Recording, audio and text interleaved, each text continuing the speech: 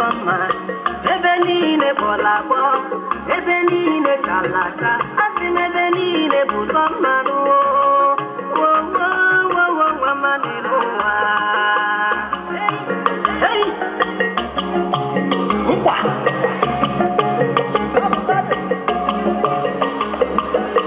ihe mụ na ya Chukwunu isi dị mụ na-ekele ogologo ndụ na-arụ isi ike ya ka mụ na ya.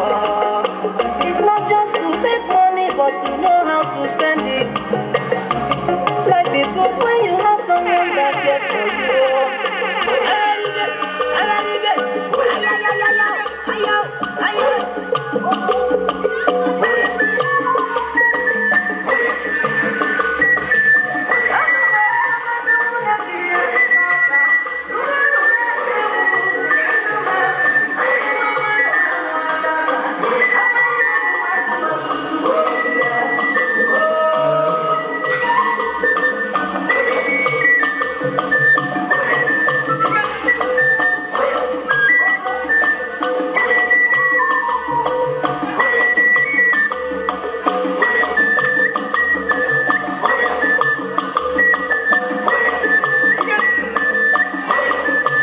All right.